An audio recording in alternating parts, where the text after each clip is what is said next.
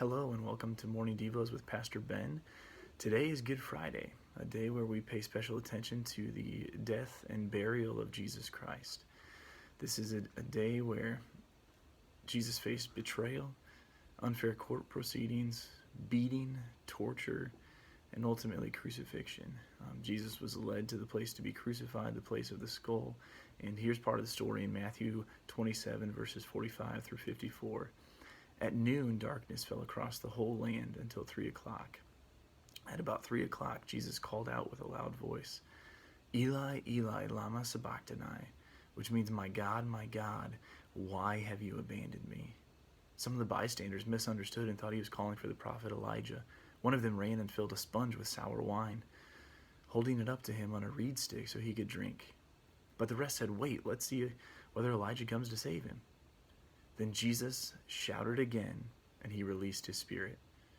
At that moment, the curtain in the sanctuary of the temple was torn in two from top to bottom. The earth shook, the rocks split apart, and tombs opened. The bodies of many godly men and women who had died were raised from the dead. They left the cemetery after Jesus' resurrection, went into the holy city of Jerusalem, and appeared to many people. The Roman officer and the other soldiers at the crucifixion were terrified by the earthquake and all that had happened. They said, this man was truly the Son of God. The earth went dark for 3 hours.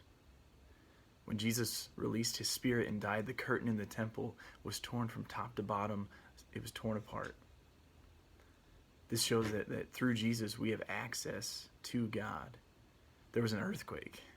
Dead bodies came out of their graves and walked around the city of Jerusalem talking to people.